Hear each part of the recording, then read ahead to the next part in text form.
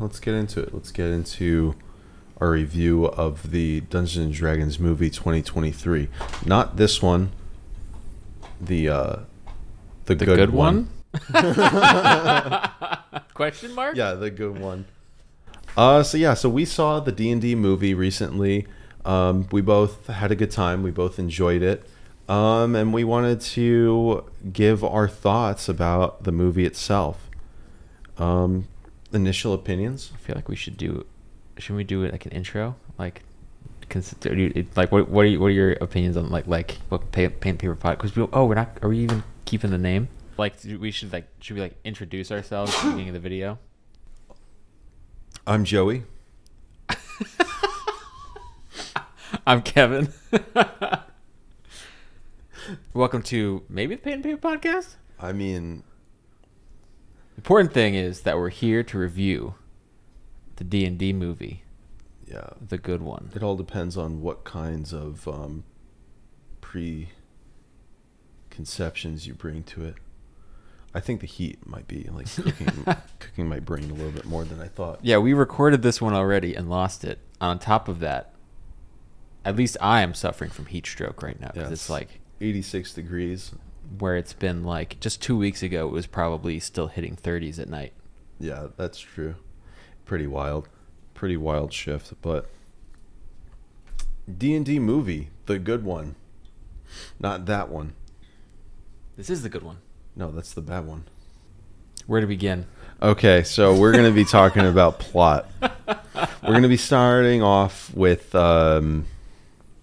I think we start off with our initial opinions, then start talking about plot, and then move into like talking about the artistic components that we liked, didn't like, thought could be better, so on and so forth in each act. So you want to start with like how we felt about it going in? Going into it and like coming out and just like opinions like that, you know? Well, for me at least, going into it, I was like, I'm going to see a fantasy movie because, as you can see, we have all of these DVDs arrayed out here because we're big fans of fantasy movies of all shapes and colors, good or bad. Yeah, there's a blue one over there. There's a red one right here. There you go. And so there was very little chance that I was not going to have an enjoyable experience going to see this movie. Yeah. We went to a theater. It was basically an empty theater. It was just me, our friend Matt, and you. And we just had a good time just being loud and obnoxious. I mean, to be fair, we also went on like a weekday.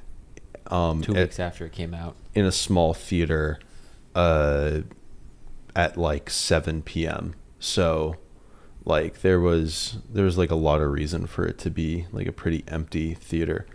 We also said it's still around half of its production cost in the box office, right? Maybe it's gone up since we checked, but yeah, as we talk about that, I'll check that. But yeah, so for my opinions on like going into it, I was like, you know, I've seen this D&D movie. The good one. Yeah. I've seen the 2000 movie. It probably can't be like, even if it's bad, it'll still be entertaining. So I had no sort of like emotional investment riding on it being good or bad. Mm-hmm. I would just kind of wanted to have an enjoyable experience, and I had a good time, I'd say. Yeah, I think maybe the best way to put it is we had watched this one maybe a week before, and we enjoyed watching this one. At least I did. I think it was fun to watch. Yeah, it was definitely a fun watch. But it would be a genuinely impressive feat to make a movie worse than that one. I totally agree. It's really, really hard to match the lack of quality in that movie. But coming out of it though, you know, I think it was better than like a lot of the movies that we've seen from this collection. Like clearly some Yeah. of these are still in wrappers, so We- have yet to watch them. But We have a hobby of watching any and all fantasy movies, and particularly gravitating towards bad fantasy movies. So because of that, our scales might be a little bit inflated.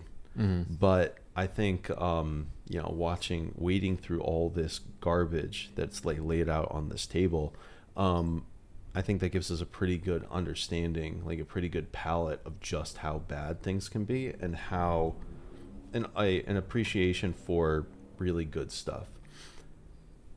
And like I think the D&D movie, like overall, like all in all, was pretty good. There were definitely components it was lacking in. I think the movie was primarily meant for like kids, younger audiences, and people that kind of just wanted a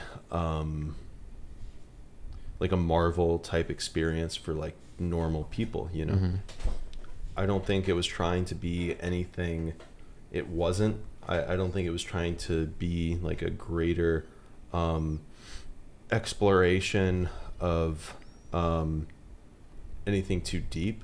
And it doesn't really need to be. It's not going to become, I mean, that means it's not going to be like a spectacular movie, but I mean, it's like, it's not peering into the deep confines of the human experience. yeah, no, and that's not at all what this movie was trying to be. This movie was just trying to be fun. It was trying to be essentially Pacific Rim, just big, cool things that you can point to at a screen and like jump up and down and have fun. How the plot was structured in the movie, it was your typical 3-act structure of trouble, muddle, and triumph, and that kind of was pervasive throughout the whole movie.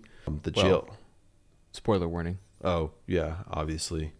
I think the escape and backstory section was really where we saw a couple things start. Like the movie starts out with the bugbear being delivered to the prison, which is apparently a prison that Forgotten Realms fans would like recognize from Ten Towns. Where's Ten Towns at?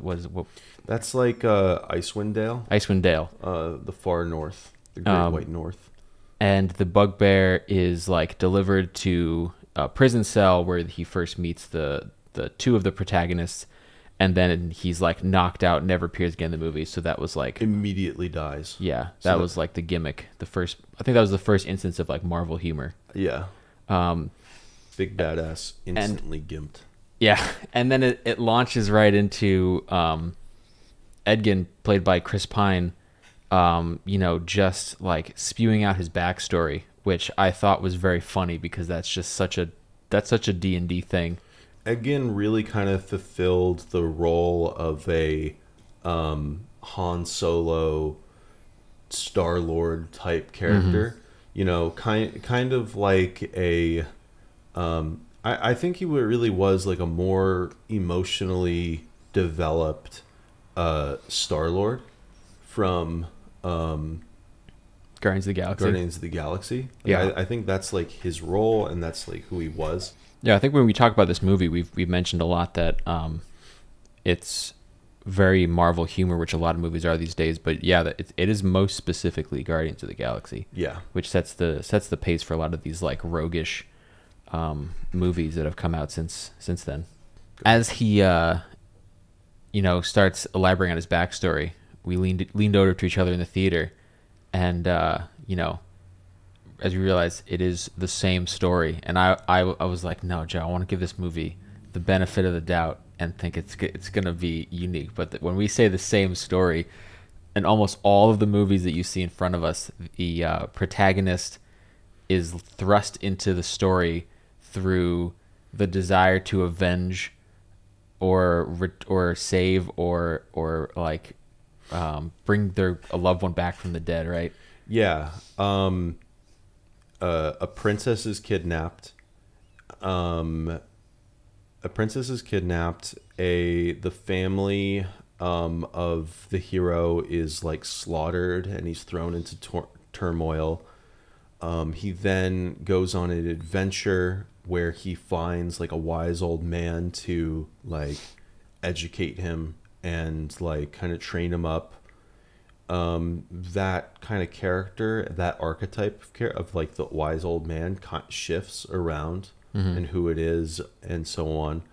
And then there is, as the character goes through like challenges to like get towards to kill the wicked king, the deeper plot becomes more apparent in the sense that there is always like some evil sorcerer that's plotting to overthrow the kingdom and plunge the world into like 1,000 years of chaos. And then the plot shifts from focusing on, you know, this kind of revenge plot that still aligns with the primary motivation. Are we talking about the D&D movie, or is this just the plot? This is the plot. The plot. So this is like the hero's journey. Yeah, a lot. It's Star Wars. It's the hero's journey. It's I've always thought when we talk about the plot or the story, it's just the characters. You know, introduce character loses someone, character goes out for vengeance, character gets vengeance. That is plot. Yeah, I think there's like two more components. I think like there's always like a princess or like a loved one that is like their fate is dangling by a thread. In the D&D movie, it was his daughter. Yeah, I, when he was doing the backstory, I was like, oh no, he's the bard. This is clearly bullshit. It's going to be way more nuanced than that. And I leaned over to you and I'm telling you right now, and I was like, telling you right now, this is everything except there's going to be a singular twist where he lied about how his wife died and how it's actually him.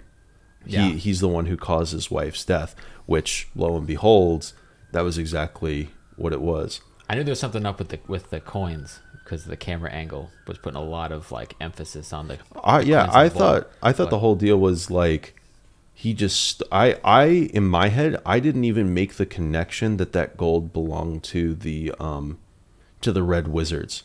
I thought that the gold was a complete throwaway scene and it was totally irrelevant and it was just meant to like show that he was being attracted by the allure of gold. Right. And for context, the backstory he elaborates on, he was Edgin, played by Chris Pine, was a harper. He went on many missions, including some against the Red Wizards. He captured Red Wizards, and he said that that's why they came after him, but really it's because he took their marked gold, and they wanted it back. Yeah, so his story was established as he feels guilty for he feels guilty for the death of his wife. He feels guilty for abandoning his daughter to go on this quest, and which is he hears about a tablet. If I can just elaborate on that part, he hears about a tablet that can bring her back, which involves stealing from the Harpers, right? And he gets caught, and that's why he's in prison at the start of the movie. Yeah, and he brought like a whole gang of friends. One being Olga, played by Michelle Rodriguez. Yeah, and her whole role was just to be a supporting character for him, and she killed it. She was a great supporting character, but she was her entire purpose was basically to just support his Her backstory was Tiny Bradley Cooper, which we'll elaborate on later. Yeah, her whole backstory was domestic trouble. Which, to be fair, I want my backstory to just say Tiny Bradley Cooper, but you know. Yeah, sum it up that way. So after that, after they escape from prison, he goes to find his daughter, to find that his former comrade Forge, played by Hugh Grant, has taken her in. Not only that, is now the Lord of Waterdeep, which even Neverwinter. Neverwinter. I was about to say even even a casual Dungeons and Dragons or Forgotten Realms fan as myself would know that, and I even got that wrong. And then I go, actually, it's Neverwinter. Hey, they're both in the movie, I think. I think they drop a reference to it, but like drop it, yeah. Honestly, it's irrelevant. He is blamed for abandoning his daughter and arrested, and Forge tries to secretly have them killed, which spurs the quest of the movie: break into the castle, rescue the daughter, and for that they'll need a team. You son of a bitch, I'm in. Yeah, and Forge's whole character is that he's a con man, he's a scumbag. And the reason that he wants the daughter, he actually lays it out right at the beginning of the movie, super thing early, is that he really likes having the daughter around, kind of as a way to show him that like he has redeeming qualities, because he has a lot of his character is set up to have like a lot of kind of self-loathing, but he loves gold more than he like hates himself. Mm-hmm. So he's super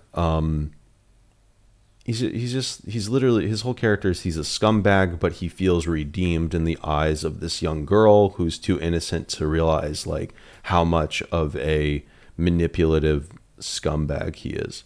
Yeah, I think that was a very interesting part of the movie that they never elaborated on, and I don't think they really needed to. Yeah. That's the kind of thing where, like, if they ever make a sequel, they'll use that premise to bring Hugh Grant back. Yeah, I think that they, I think it was important to outline that at the beginning, because, like, if they didn't outline that at the beginning, he only is seen as caring about gold, and it doesn't make much sense. So, and I feel like something like that is so subtle in mm-hmm. that way, and so, how would you put it? I think subtle, yeah. It wasn't in the forefront of the movie. It wasn't key to the plot, but it was it was key to make some aspects make sense, like you said. But they made it very obvious, but trying to depict that over the course of the movie would have been very difficult. Yeah, I think it would have wasted a lot of time. Yeah, exactly. So it was fine for what it did, and it, like, as we said, this movie was for young children. It like outlined why he's a villain for mm-hmm. kids to easily point to and understand. What's his alignment? Chaotic evil. Chaotic evil. Yeah. I was gonna say, like,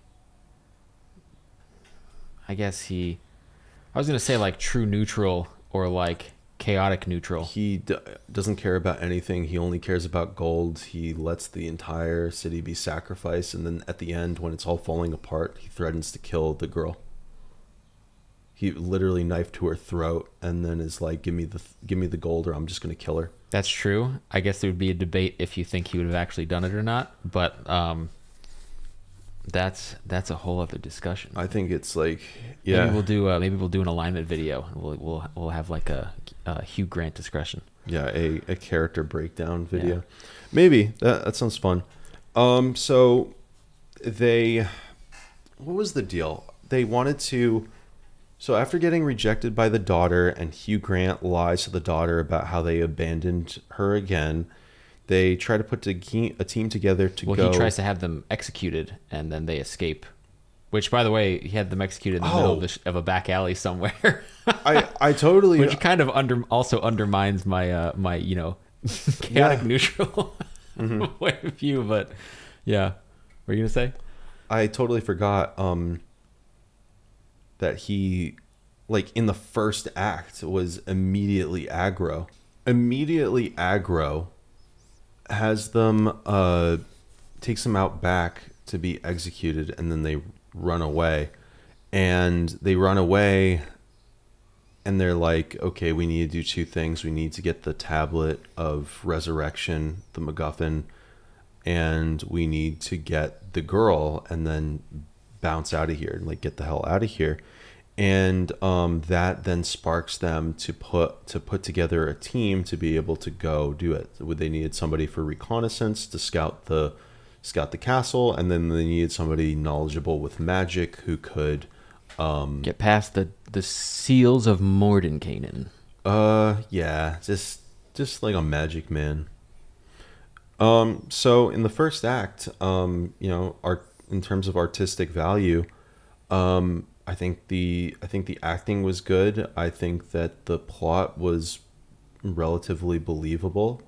I don't think that there was anything that was like kind of crazy out there, and a lot of the sets and costumes just look great. Like the Eric Cochra Eagle Man was a practical effect. Yeah, it looked really good. And he looked great. By contrast, though, the Dragonborn in that scene had a gigantic head. Yeah, that was kind of funny. That was also practical too. Yeah, but Eric Cochra looked great. I mean, Dragonborn looked good if they just shrunk down the head a little bit. I think if they did it with makeup instead of like a prosthetic, it might have been cool. I think the first act is where you were seeing a lot of elements that this plot was constructed. This movie was constructed on what on like the zeitgeist of like what we currently enjoy, making the plot about saving the daughter really rings of Last of Us, which is like always has been popular since it came out in like 2014, I think. And obviously resurfaced because of the series, but like there's nothing wrong with that. Like by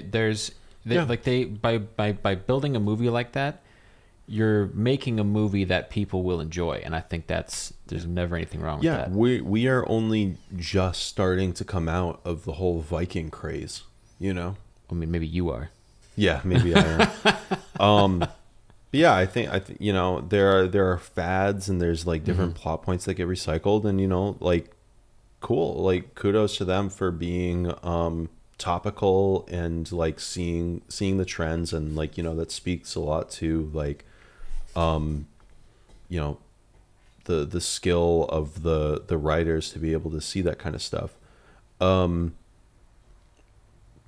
I would say that the only like kind of artistic component of Act 1 that I thought was particularly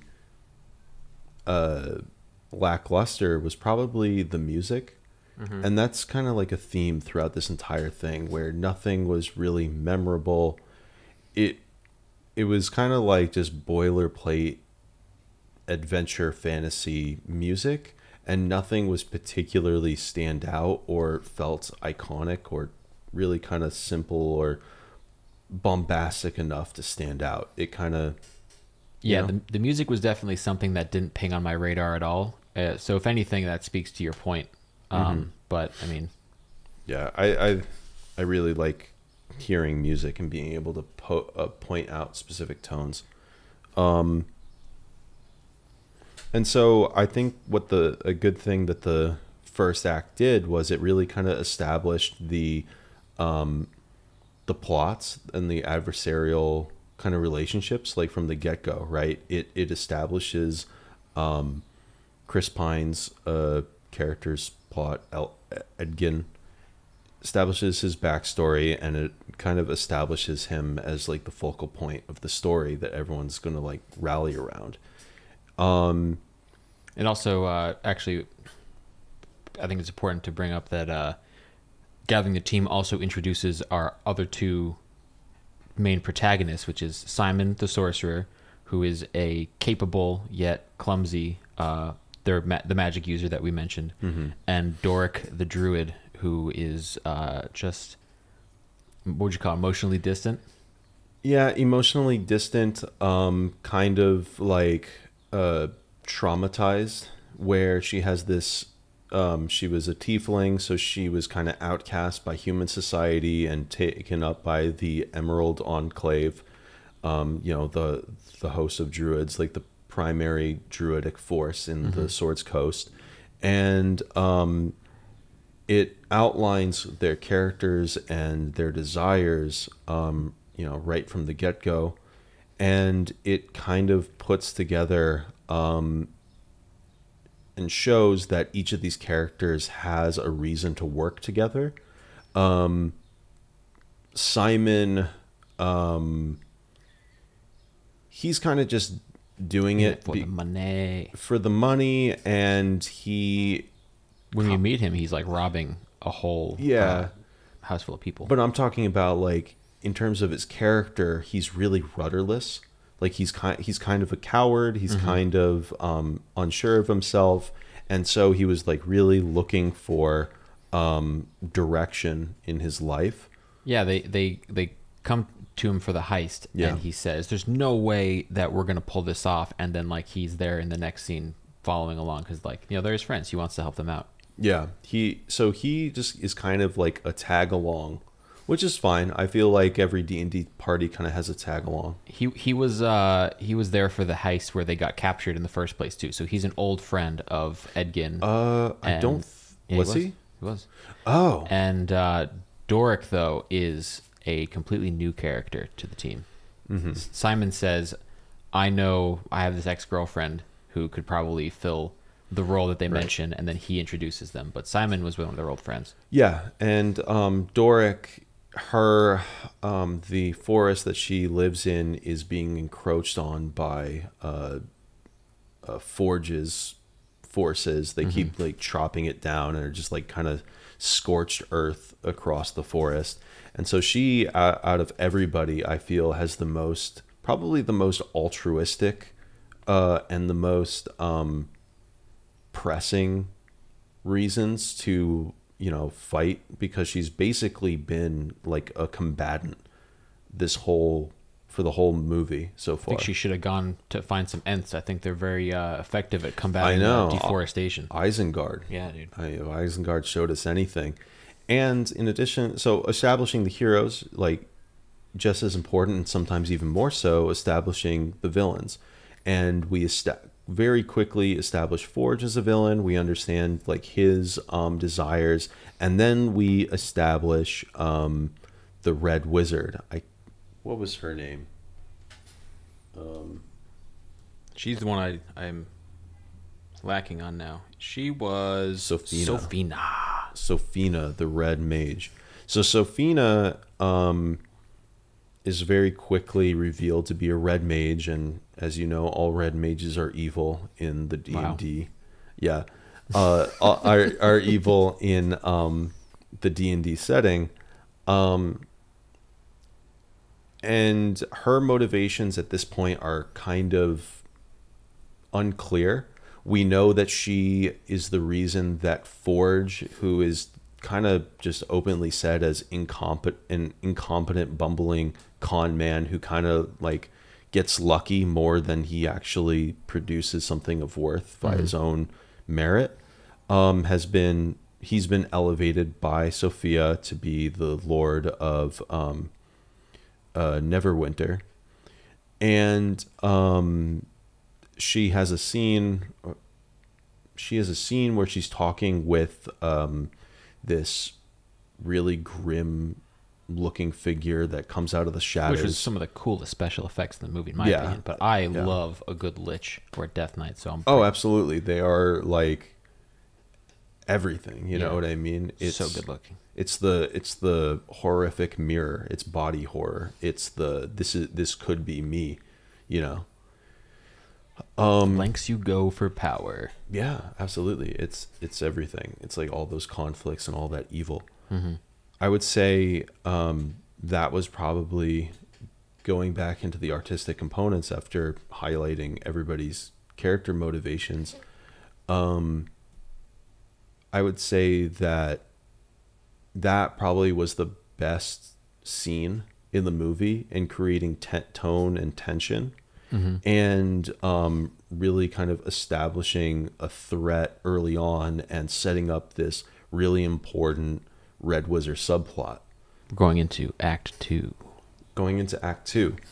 They have built the team, and they're trying to figure out what they need to do to get the tablet and what they need to do to save the daughter. So I think up to this point, they just said, Simon, we want you to help us. This is a heist. And he's like, I'm down. I want gold. And then he once they get Dork on the team, they're like, okay, time to plan the heist. We need to get past the 7 seals of Mordenkainen or whatever. And he says, the 7 seals of Mordenkainen. So but right before that, they have that chase sequence where the druid goes into the keep to do the surveillance. Oh yeah, that's right. That was a good scene too. So yeah, that was probably one of the best action sequences in the movie, I would say. I remember being surprised at how quickly we were thrust into that scene, because I feel like we had just been introduced to Doric, and then it cuts to a fly on the wall, and I was like, are we supposed to assume this is... Did you assume that was Doric immediately? Yeah. Yeah? Because it had the blue eyes. Oh, I guess I just didn't pick up on it. Yeah. Chekhov's gun, like, don't put it in unless it's important. I figured that was like something that was important. So, and as soon as like it kept following, I was like, okay, yeah, there's something up. I knew there must have been something up with it, but like, they were in the middle of the woods and then hard cut to Waterdeep. I didn't think that was actually her. I thought that was maybe some like scrying spell, like a conjure familiar. Because like in my mind, I didn't know that you could like just be like a housefly. Which is kind of funny because that was me like in my head applying the D&D rules, because I guess I've just never seen somebody like turn into a fly. And so she's spying on them, and that's how she sees the door of Mordenkainen. Yeah, so they're trying to figure out like where the treasure is held, and And I thought this was a cool part of the whole scene was cool. But one of my favorite parts was Forge talking to these lords who are visiting and are going to store their money in the vault. Yeah, and the Red Wizard is there in the background, being like, "This is our powerful mage. She will make sure your gold is protected." And then her head just snaps to look at the fly and goes, "Intruder," and just lets out this banshee scream. I thought that was really cool. Yeah, that was a really cool moment of just she is weird. She looks scary, and she just has like all this like bizarre stuff. And then the scene follows through this really cool action sequence of Doric constantly changing from animal to animal, running through the streets, running through the castle, and just trying to like get away from this using more than her 2 allotted wild shapes. Yeah, that was cool. I like that. Honestly, dude, I think you could give like unlimited wild shapes. Yeah, no, it's a movie, as my dad always said. Whatever.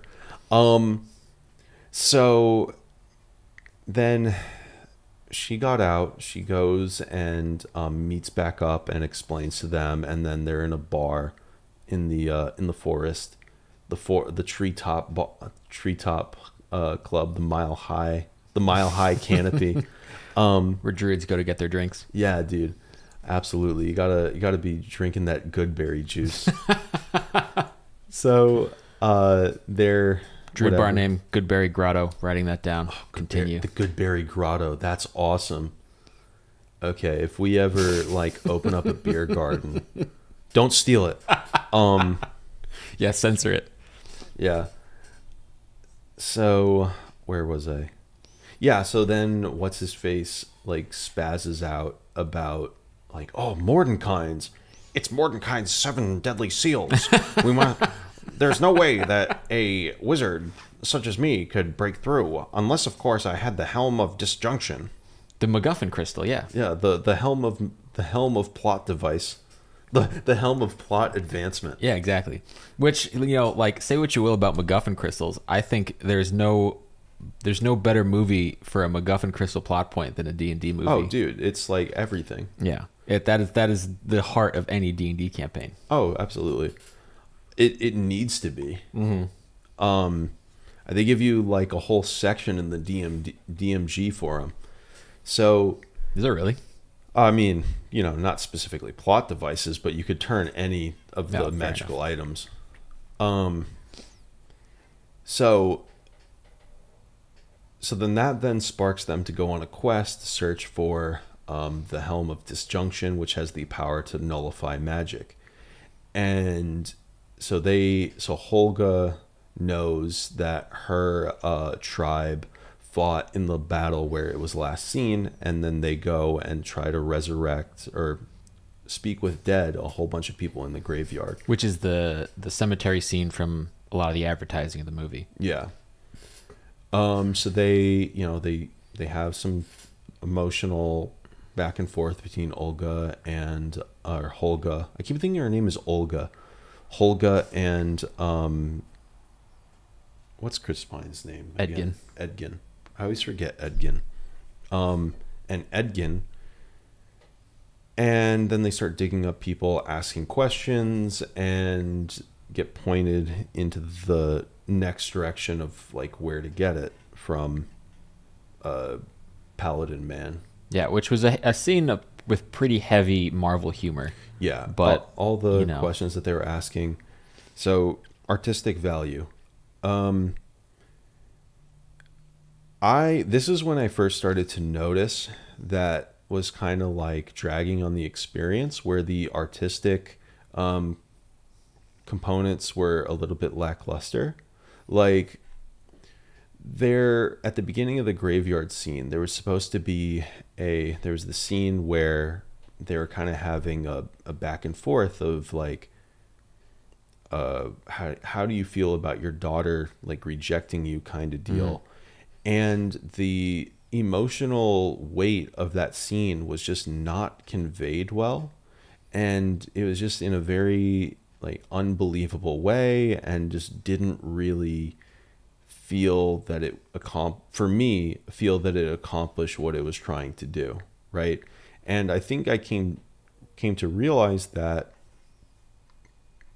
it was a combination of the acting, and the cinematography. It was literally just two cuts back and forth between the two characters, as opposed to making the scene feel dynamic and really kind of showing the emotion and frustration that these characters must be feeling, being in a scenario where they are like just broke out of a 2-year prison sentence only to just be kicked in the ass because they can't have their loved ones back. See, for me, I kind of felt the opposite. I thought that lack of a scene said a lot about Chris Pine.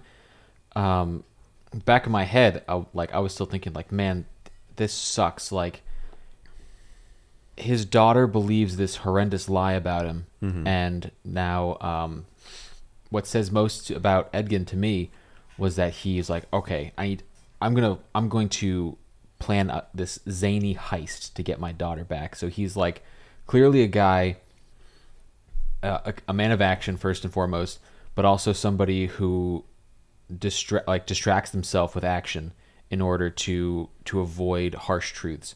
So, he gets ready for this heist, and he's like willing to leave the city, leave his daughter in Forge's care to like go gather a team, which is the first derailment of that thing, and then go get the Helm of Dysfunction, which is like the second derailment of his of his goal. And then I guess going to see it the Paladin, like, it keeps diverting into like these like zany situations. So in my mind, I saw that scene and I was like, he doesn't want to confront it. He wants to keep himself busy in order to like avoid confronting these things about him. Yeah. I think his character development was like primarily motivated by, ironically, by Forge, accidentally telling the truth about him, which is kind of interesting to me. But like, if anything though, it was odd that they chose to put that moment at the beginning of such a comedy heavy scene. Yeah, because I think maybe they could have had one less talking corpse, and that would have been the right amount of humor for the scene. But so I kind of think like I agree where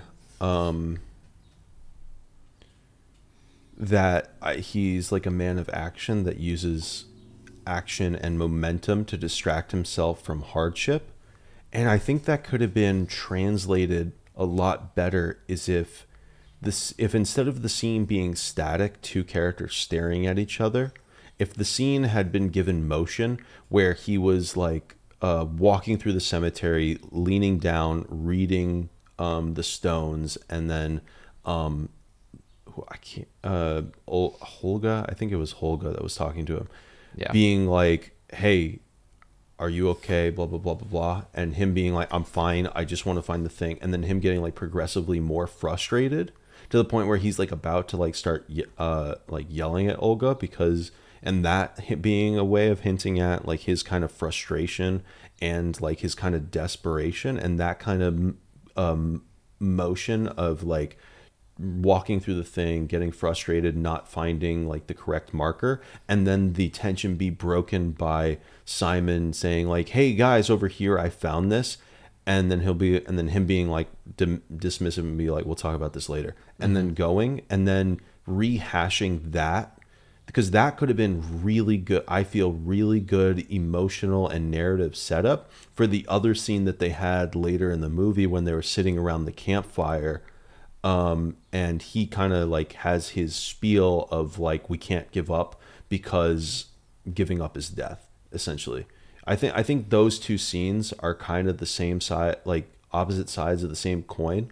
I think that those were, in my mind, were kind of the two most revealing scenes. So that's just how I see it. I think there could have been more. I think it worked and it succeeded in what it was trying to do. I think it could have been like a little bit better. I think the campfire scene is its own conversation, maybe. Absolutely. But like I think leaving it ambiguous in the graveyard scene, their intention was to leave Holga in the dark about how Chris Pine was feeling, because at the campfire scene, even Holga is about to abandon him, and that's when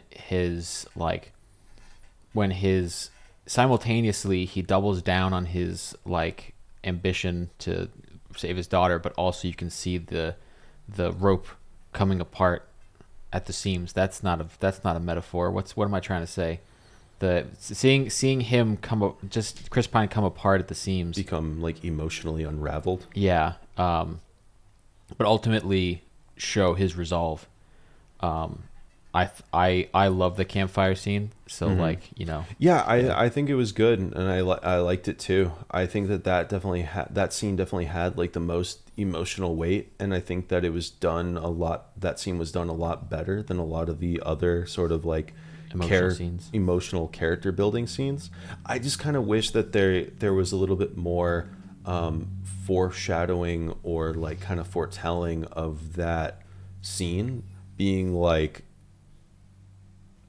So, because to me, it kind of felt like it wasn't really hard for Edgin to reveal that, because that was supposed to be like, that scene was supposed to be like the climax, the emotional climax of his character becoming actualized, right? That was him. That was the taking the footstep to like confront his oath and confront his failures and be like, I'm still going to push on in spite of all this.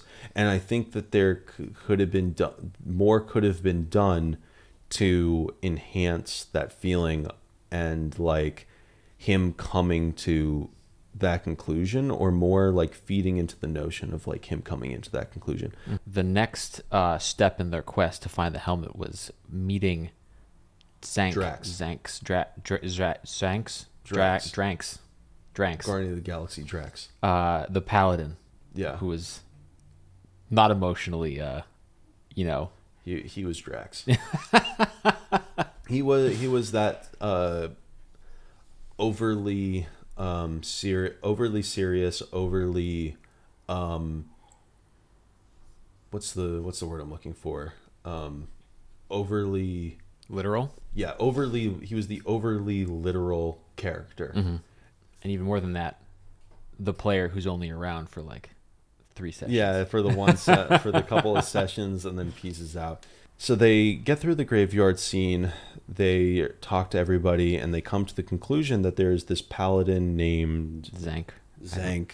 right? It's like CZENK, something like that. XENK. Those are also letters. Yeah, that's a lot of consonants and a vowel. Yeah. Zank. So they realize that Zank has the helm. They find him, and Zank is he's basically perfect. He's basically like the Sanguinius type character where he's so perfect it's annoying. Yeah. He was your least favorite character, and he was actually Junaid's most favorite character. Okay. Junaid liked him because he was annoying. Like, he just thought he was stupid. I think that's a theme in that friend group. Yeah, we just like dumb, Annoying characters. yeah, the worse ridden they are, the more entertaining. But this guy tells them that they can descend into the Underdark, and that's where the helmet is being kept. Yeah. There's a dwarf city where the helmet is. Gnome City. There's a little bit of a gnome city. There's a little bit of a important plot point that we kind of skipped over. Holga had her confrontation with Oh, right. Tiny Bradley Cooper. Tiny Bradley Cooper, where they picked up another Chekhov's gun, being the wizard staff. Oh, yeah. I really enjoyed the Bradley Cooper scene, but it harkens to something I want to bring up later. So Okay, I'll just like quickly run through it. Yeah. It was like a poorly done CGI, just shrunken down Bradley Cooper. yeah, I can't argue with that. And the whole comedy premise of it was big woman big, small man small. Yeah, and it was no Frodo and Gandalf levels of Yeah, it was literally like they shrunk him with a green screen. yeah. And what's it called? He got a new girlfriend, and it kind of established that like Holga has no one now. The only people that she has is the people that are around her on the party. And so like her real reasons for being there is to get the daughter back, because like that's the only source of like emotional connection that she has. Right. So that's why it's so important for Olga to like continue on this quest. So that's like her plot point, and that's like for the rest of the movie, like her kind of she's literally just there to be a beat stick. She's there to fuck shit up and take names, right? And that's like her whole purpose. Like, and then Take names and chew bubble gum, and bubble gum hasn't been invented yet. yeah, and then jumping forward, they after they find Zank. I can't pronounce it. It's like too many like cross lines. Zank. After they find Zank, he tells them about The hiding place of the helmet. the hiding place of the helmet, and he talks to them about like the evil of red mages, and like kind of gives them a book that's like a Harper diary. And he wasn't a Harper though, but he had Harper stuff. He was connected to the Harpers. Like he's just got like enough good boy points to like have access to a Harper hideout. And so he talks about the red mages. He talks about the mass resurrection spell, like the mass undead conversion spell. And then he talks about how it's Chris Pine's duty to reconnect with his oath and, like save the town, blah, blah, blah, give the gold away, be altruistic, who cares? Then all of them, the party, including Zane, go together to find the helm. As they go down into the Underdark, I think that's my prime example of the like successful humor that they did in the movie. If the cemetery was like pushing it a little bit, the intellect devourers, I thought that was great, great humor. So they get in the Underdark and they find this pack of intellect devourers, or is it just one? I think probably just It was one, three. Right? Oh, there's three of them. And Zank goes, "Stop, and clear your minds. The more intelligent you are." Oh, I lost Joe. The more intelligent you are, the more likely they will pounce on you and try to eat your brain and take over your body. So they freeze, And these three things just walk right by them, and Chris Pine goes, "Well, that's a little insulting." Yeah, I think that's how the humor should have been. I think the humor should have definitely been a little bit more like tongue in cheek like that. And then I think like the visual gags should have been like magic. And there's a great visual gag that we'll talk about later. And then there's like a couple throwaway scenes where they just kind of like shift through the Underdark a bit, and then they come to the Noma City. They destroy the bridge accidentally that they were supposed to use to get over to the city. I love that one too. And then the staff becomes a plot point to like open up portals. And you know, they get to the other side, they get the helm, easy peasy, and then like undead assassins that were hired by the Red Mage show up, and they're like, "Yo, what's good?" And then the Paladin has just this like scene of just going full like badassery, just kicking ass on them. Yeah, I do wonder why that wasn't a party scene. Like, why didn't they all just like have like a fight montage? I think it was meant to show that he's like a really competent fighter, which like it could have been it really doesn't make sense to me in hindsight, like why he was the only one fighting when none of the others helped. Like I thought because he was fighting them alone, I thought he was going to die, and I thought that they were going to run away. That's what I thought was going to happen. Yeah, it was, it was a choice, I guess. I don't know. Like I don't know. But he was only in the movie for a little amount of time. Maybe he needed the screen time and the screen presence. And then he kills them. They come back to life. They all run away. They find the morbidly obese dragon. There's another like chase sequence. They run away from the dragon for a bit. They get trapped in a tunnel. Water is filling up from the floor. The classic water filling the room. I think that was a cool take on that like kind of trope. And they escape by igniting the dragon's breath because the dragon had a hard time like lighting his breath. And I think the whole scene was supposed to be just like the dungeon crawl. That was like the spiritual point. And then they're out on the shore, and big MacGuffin side quest, but overall it was a very, very fun leg of the adventure. Yeah. And then they have the ordeal of needing to attune to the helmet. Right. And Simon has a really hard time doing so, and he takes like several hours, and then we come to the campfire scene where the party is like having this emotional breakdown, and they all are kind of falling apart. Once he's confronted with the fact that Simon can't attune to this helmet, he's basically confronted with like his friends wanting to give up, saying this quest is if we can't get this helmet to do this thing, we have no chance. And then he says, "You guys can believe that if you want to, but I don't have a choice in this. So the only thing left for me to do is to sit down on this rock and make a new plan." And all the characters sit down next to him because like the dedication to the party. I just really enjoyed the scene. I thought it was really good character development on Edgin's part, and just like that got me invested for the third act.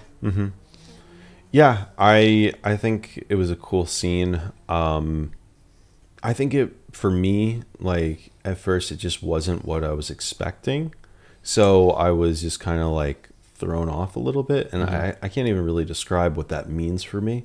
I just wasn't as engaged with it as you were, but I've come around to kind of like think more fondly of that scene.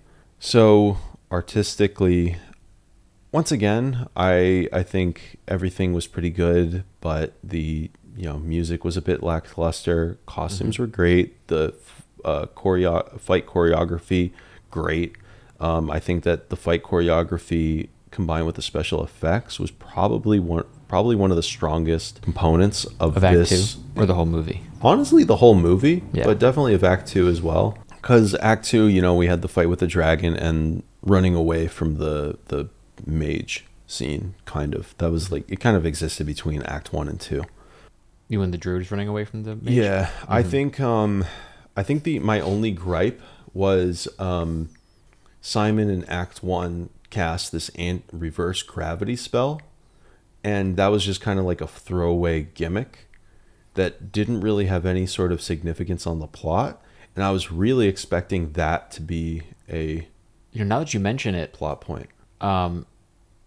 and maybe you can correct me on this, but in the same vein as that, when he casts the anti-gravity spell, he like uses this like dial on his hip. When that never comes up again either. And I saw, like, along with the popcorn tin, that was one of the tchotchkes that they were selling as like a thing with the movie. Yeah, it never really explained what the thing on his hip was like, and it. I agree though. The anti-grav spell was probably the ideal thing for the water scene. Yeah, I thought what they were trying to do was have him knock out the roof and then anti-grav out of that area to the top, to the surface. That's what I thought they were going to do. I didn't think that the like little finger lighter was going to be the go-to. Of all the spells he cast in his introductory scene, the finger candle was the Chekhov's gun. Yeah, it was very strange. Like, he cast telekinesis, he cast reverse gravity, prestidigitation, and finger lighter, whatever that was, probably prestidigitation again. It was just kind of odd how like those spells were kind of just like throwaway gags. I would have thought that they would have come up. And what's also kind of strange to me is like they made a lot of points about him kind of being like a crummy sorcerer. And it's like they also kind of hinted at him being like a wild surge sorcerer. But there wasn't any time that it went awry. Like if he turned into like he tried to do something and then turned into a potted plant, or like, maybe Chris Pine, instead of like him trying to cast the fire, he like turns into a potted plant, and they're like, oh fuck, and they grab him, and then like maybe Chris Pine like takes out some tinder flint and then like strikes the thing, and then that kind of gives him that kind of moment. Yeah, I think it could have really shined in the third act when he's fighting the Red Wizard. Yeah. Do you want to address that later, or should I? Let's address the Red Wizard later. Okay. Because specifically about Simon's wild surge-ness during that, I think there's potential there that I agree was like a little bit lost. Yeah. So then, moving into Act 3, the heist. The heist. They're like, okay, we're gonna figure out another way. We're gonna wing it. We're gonna wing it. We're gonna figure out, like, if you can get it, you can get it. If you can't, you can't. So they then go back to the city. There's this these blood games that are being put on as like all these randos, like all these like lords from around the realm are coming in to bet. They infiltrate the city by doing like a pretty cool use of the portal spell. Yeah. Oh, that was great. I thought that was like a really interesting creative use of that spell. I think one of the coolest things that this movie did was it had a lot of fun playing with the magic spells and magic items of this that exists in the world, and it kind of didn't really care about the world's building components of those. Like, it didn't really seek to answer like what are the implications of magic in this world and how rare are wizards, because I always got the impression Forgotten Realms is like not rare at all. Yeah, the same for me. That was like the impression I always got. And so like why would technically it brings up the question like why was the cart not like lined with lead? You know what I mean? Why weren't there like whatever? But in order to address that is so like annoying and nitpicky and takes up so much time, I just didn't even care, That part of the heist reminded me of like just the the soul of D&D and the improv and Oh, the yeah. crazy stuff you can do. Like in one campaign, I don't know if I've mentioned Dwarf Party on the podcast yet, but we Dwarf Party got an immovable rod, and instead of like leaving this useful thing by itself, we fastened it into the handle of one of our guys' shields. Our fighter was a throwing axe fighter, and I was a forge cleric, so I forged the handle into the shield, and then forged an axe rack in too. Mm-hmm. So he would click the rod, hold the shield in front of him, and then just start lobbing axes over the top of the shield. I thought that you can just take magic items and do so much crazy stuff with it. So yeah, and the idea of like putting a magic portal on the back of a portrait was super, super cool. I thought that was a lot of fun. Mm-hmm. And not to mention the zany plans that players come up with given the right combination of magic items. Yeah, it was a lot of like really fun hijinks that could have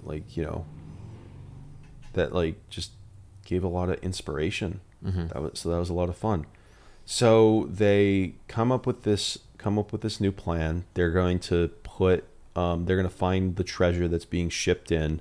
They're going to sneak a portal into a painting, and then get that painting put into the treasure hoard, and then pop out, grab the thing, and then like basically sneak out and then find the girl, and get the gold. And so they do that. They're in a bar or in a tavern, top floor, trying to figure out when they're gonna go, and the thing had apparently fallen over onto the floor, and they couldn't lift it up because they couldn't get their fingers under the edge.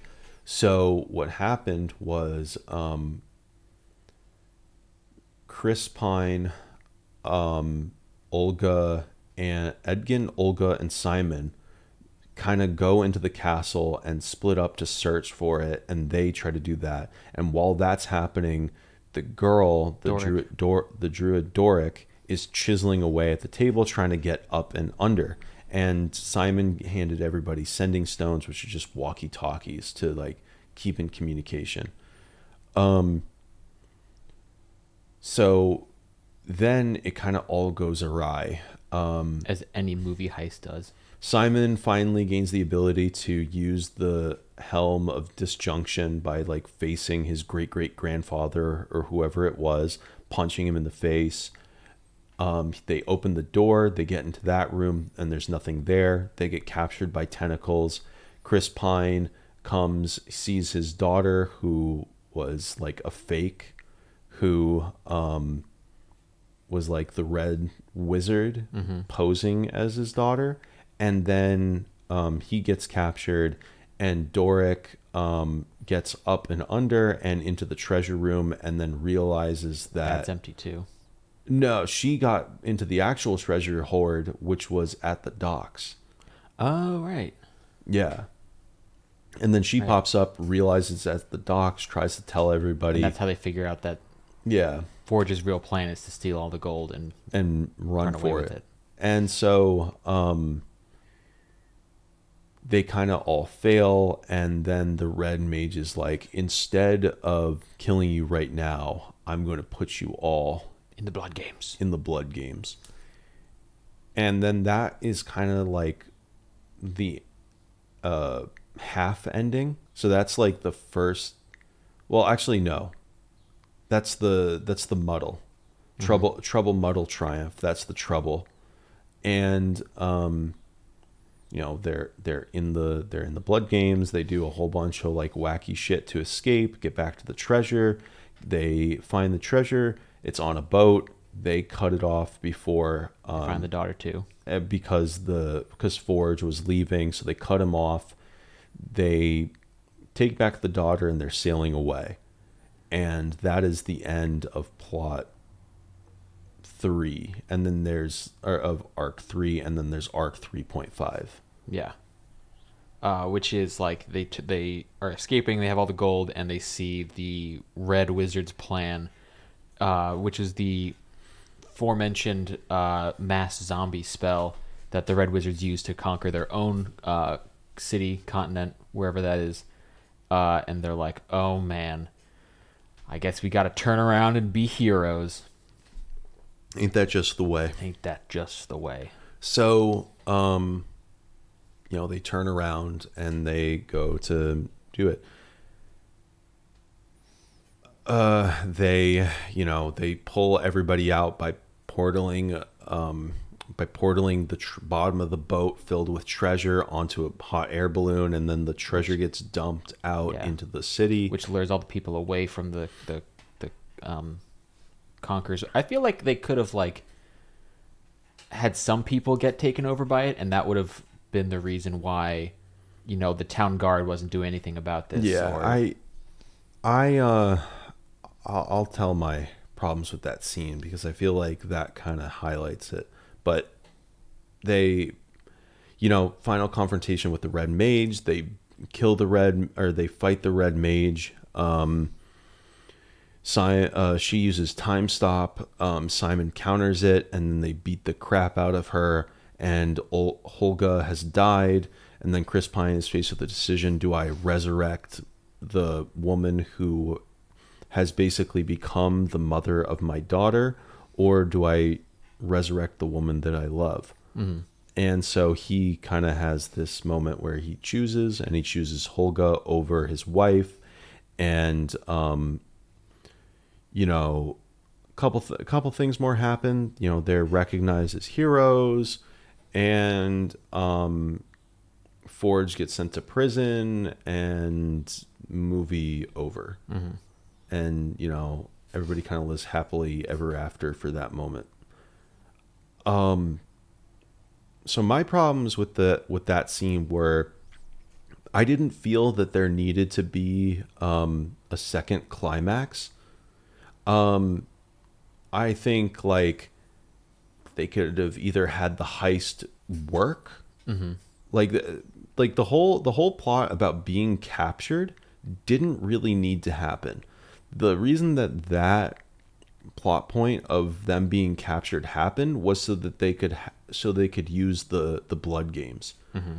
I think it would have been better if they sounded the alarms and were forced onto the stage, and then needed to deal with the stage, and then there was the Red Mage was doing it, and then they're like, oh, this was her plan all along.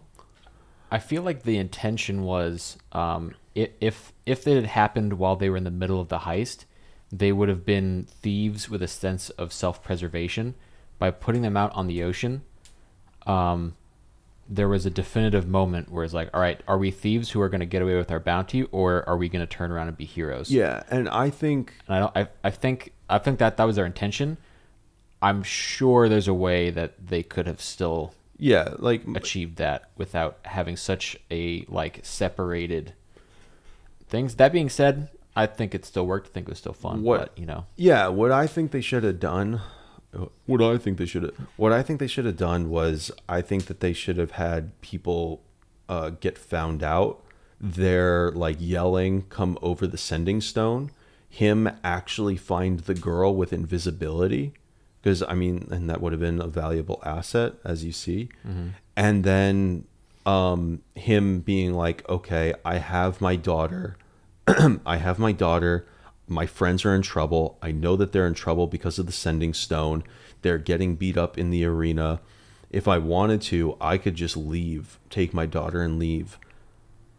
But I couldn't live with myself, so I'm going to make the active decision to go back and do this. I just don't think that they needed to make I don't think it needed to be that big of a plot point. My brain would have just glossed over that decision because I don't know. I just think that from a narrative perspective, it makes sense as to why they were we need to have them actively make the decision. Mm-hmm. From the pacing perspective, it felt like the movie went on for another 15 minutes longer than it needed to.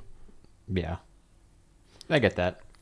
And then another thing, there's a plot point like right at the beginning when Forge is showing around the nobles, and he makes a point of how everything is on a like super super tight security, and the portcullis drop down instantly when the alarm is triggered, right? Why was there no portcullis on any of the Colosseum doors to prevent people from running away? I don't know. I think that was just It's a kind of movie. that's the point. I Yeah. think I think that was actually like bad writing, right? I think it like you had an established point that didn't come to fruition, right? I think that was like very strange. Yeah, I guess the ideal would have been just to leave that out in the first place. You know, in my mind, my semantical mind always just jumps straight to like, oh, to do that, she would have had to go to the architects and be like, I want to install doors that would assist me in trapping people inside the Colosseum. But they did that. but that's the point of what that scene was saying. Well, that was around the vaults, not the Colosseum. Yeah, but they said the entire castle. Yeah, so in that case, the Colosseum's not in the castle. I mean, it's right next to it, and like, is it really? If you're gonna spend all this money to like, build security around the castle, why is that important, but not, like the Colosseum, where she was built up to be like a really competent villain. Why would she not account for that? And because in another scene when they originally first released it, there was literally a ring of red mages putting up a barrier stopping people from running away. Yeah. And it was meant to demonstrate that a weakness of this spell is that it's not fast that the smoke isn't fast and that you can run away from it. It just kind of seems like a plot point that fell through the cracks. Yeah. To go back to the Simon thing I was going to say, I think it could have been a nice fruition of his arc. We did kind of get a sorcerer versus red wizard battle. I think they was like she casts Bigby's hand and he casts like someone's earthen grasp, and there was like an arm wrestle kind of thing going on. But to the point of his story arc being about embracing who he is and faith in himself, right? It could have been a really cool, like, special effects heavy wizard battle where they're launching spells at each other, and maybe she's edging ahead, maybe they're tied, but what really makes the difference is all this crazy chaos popping off that even he can't account for. Like she tries to cast a spell, but all of a sudden one of the effects of for first wild surge abilities I've ever saw was that a person just becomes incredibly bright and just straight up blinds her for like a minute. Yeah. And all like he just has to embrace the chaos, and I think that could have led to a cool fight that is the culmination of a character's backstory. Going back to like how we were talking about Simon's story arc, but, yeah, totally. I think and also, how they never confirmed or denied that he was a wild surge sorcerer. But, yeah. Yeah, that's true. Yeah, it turns out the next movie is actually Dragon Soul and just starts like growing wings and weird shit. That'd be so funny. Just like weird shit out of nowhere. But yeah, so aside from, the secondary climax, moving into the more artistic moments or artistic elements, once again, music was weird and lackluster. And there was one point where the music was playing, and for the heroes were sailing away to kind of like, they triumphed and whatever. And then they have like the heroic moment of making the decision and needing to turn around to like save everybody.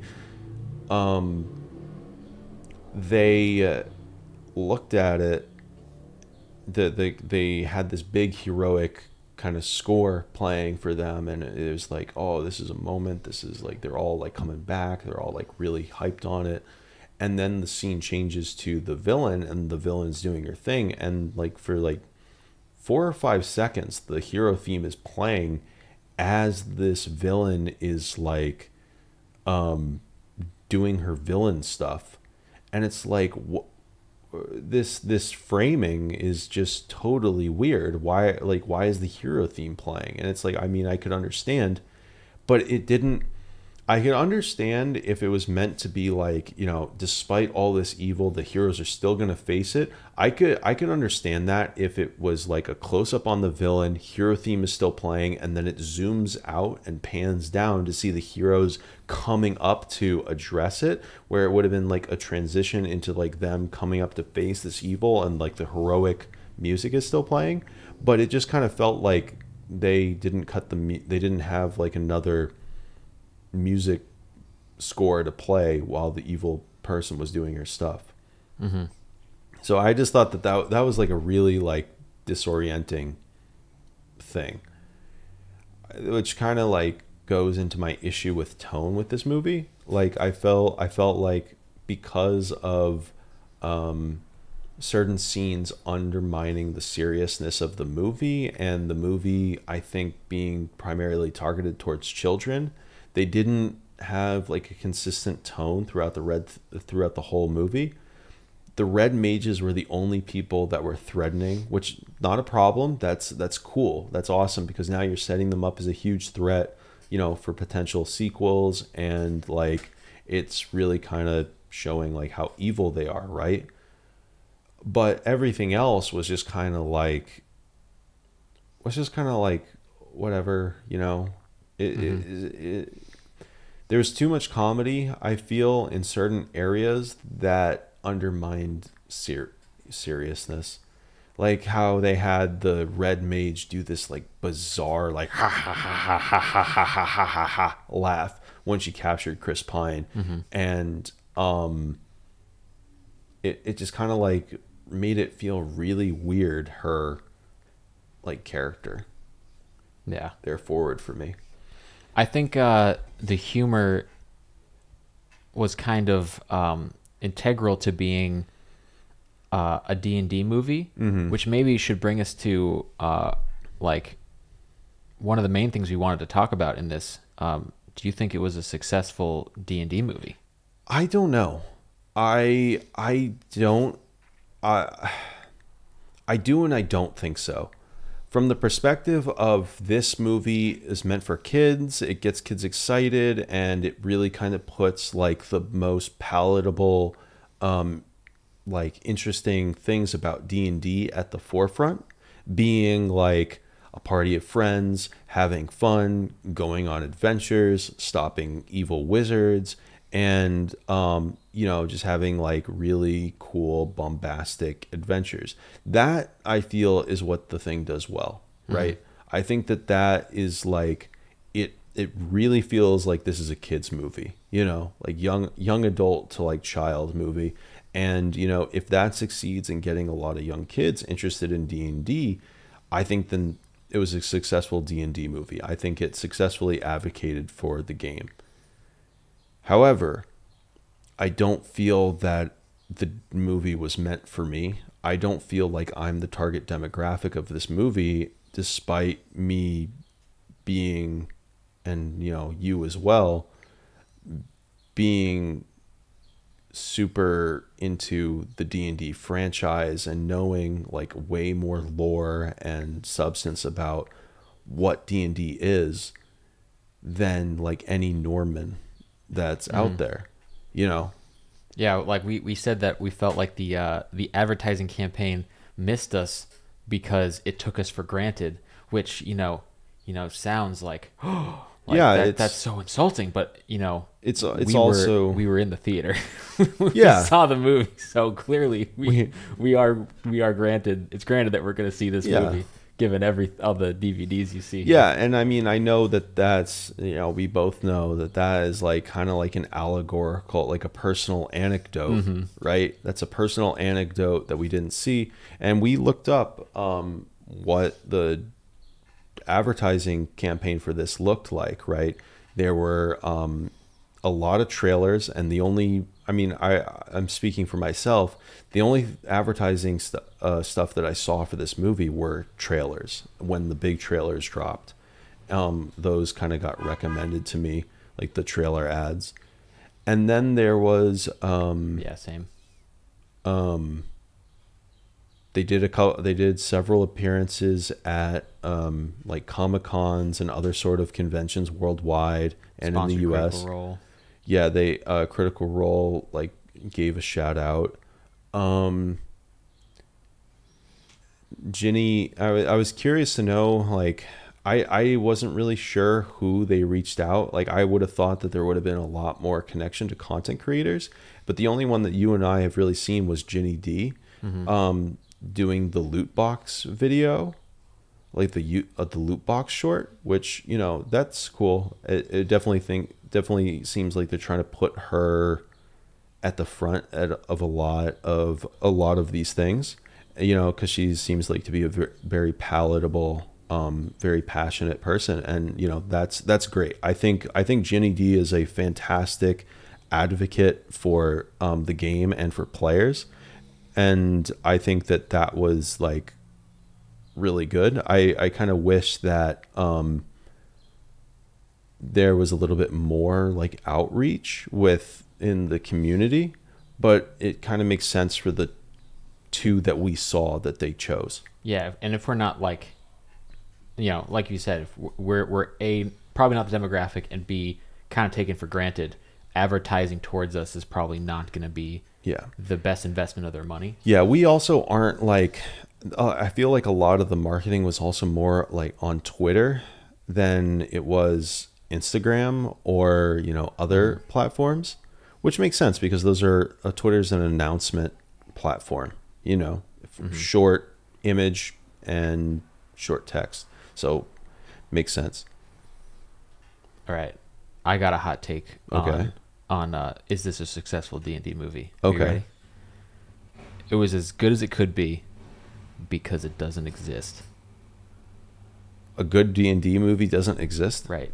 I think the two mediums are just so drastically different that it's impossible. Like you can make references and hearken to it, like the zany you know, use of the magic staff and the dungeon crawl, but the spirit is never going to be there. And this is kind of what I was going to get to with the Bradley Cooper bit, because I think a lot of D&D humor is you can't get away with in a movie even, because a lot of it is kind of fourth wall breaking. Like, well, not exclusively, but like the Bradley Cooper joke was probably the most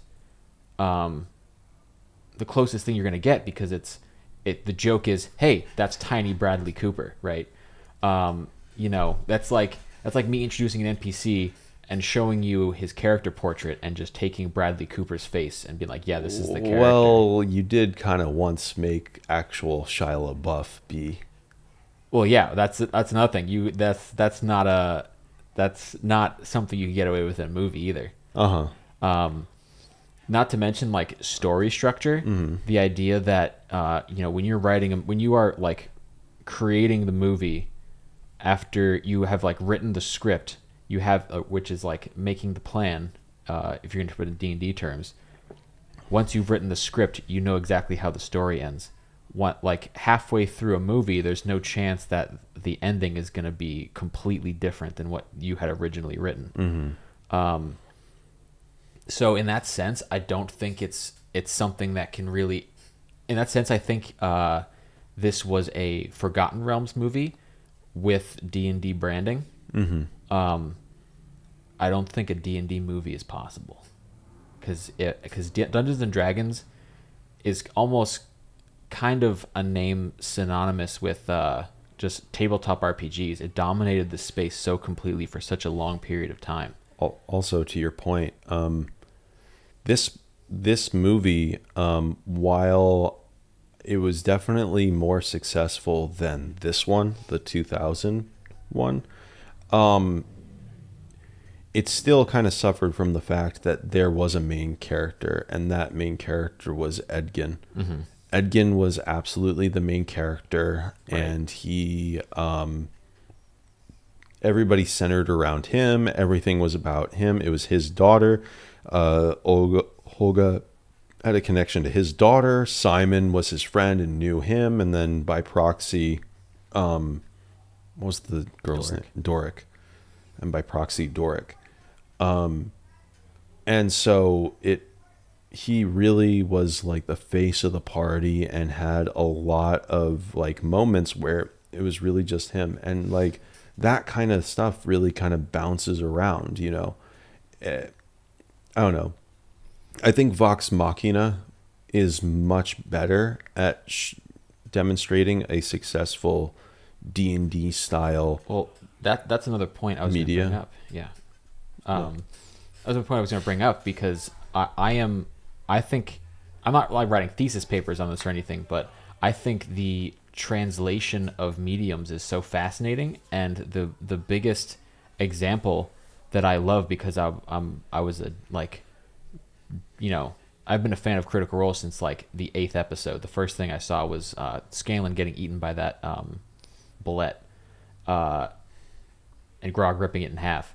But so to see that become a TV show was so interesting to me, to see the changes that they would make, given the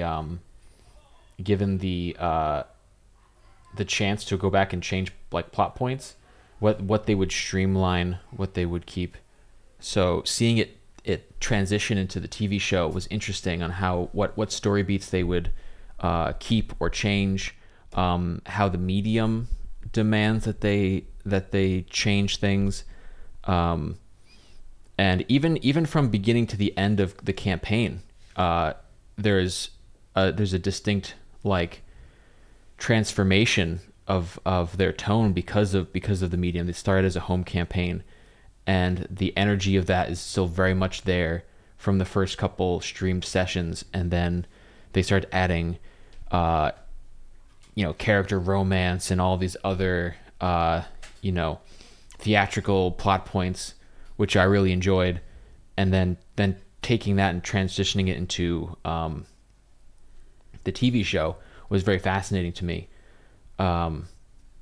So the same deal is with like the D&D movie. I think the best you can do is make a movie, like we were saying at the beginning, make a movie that people are going to enjoy. And I think they successfully did that. Yeah. I really loved it. Yeah.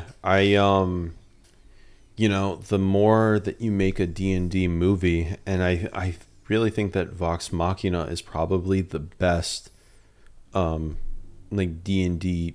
I mean, it's probably one of the best D&D mediums that exists, that tries to capture the essence of D&D, of like just people being fun and dumb, and then having huge emotional highs, and like just right next to, fun and laughter and all this stuff.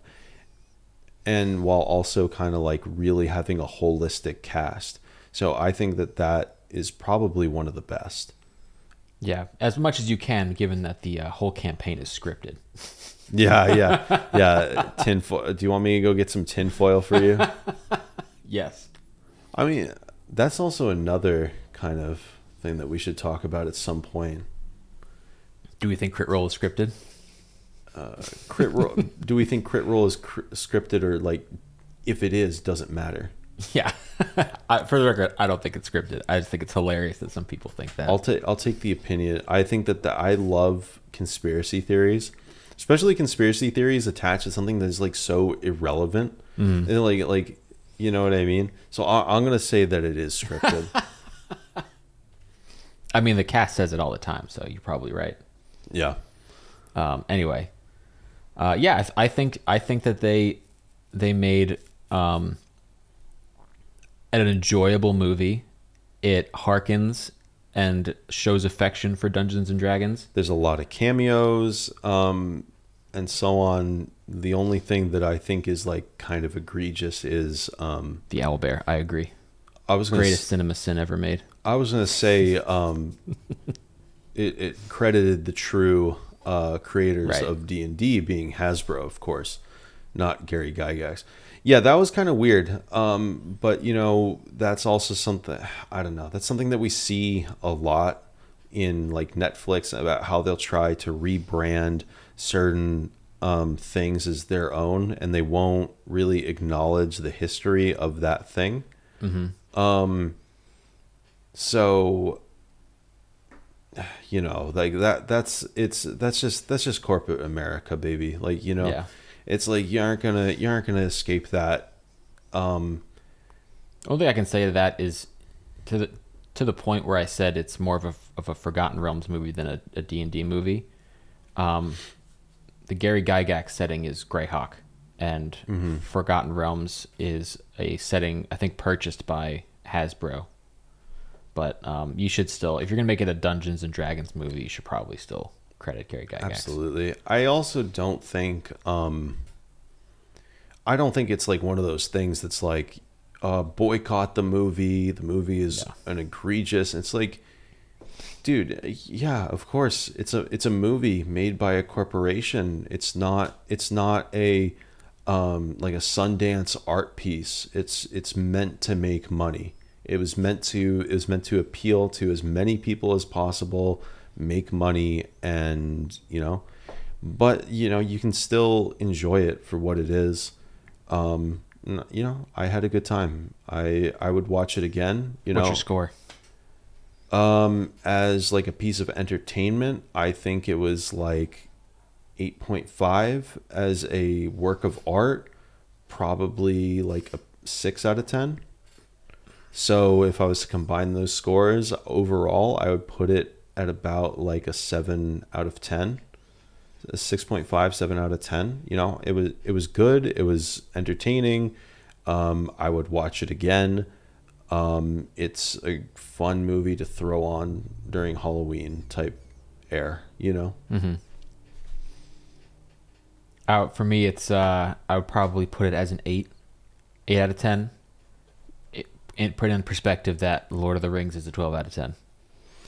Okay. But if you have to confine to a scale, then I would probably have to bump it 6 out down of 10. farther away from Lord of the Rings. But, you know. So if Lord of the Rings for you is a 10 out of 10, and you have to drop Lord of the Rings 2 points, that then means that the D&D movie is a 6 out of 10 for you. No, I think with reference scale, it's like a 7.5. You know. Okay, so then if I'm like saying it's about 6.5 and you're saying it's about 7.5, you seem to have enjoyed the movie more than I did. I guess so, yeah. Ultimately, I would just say thumbs up. Go see it. Good movie. Yeah, thumbs up. Go see it. It's fun. Have a good time.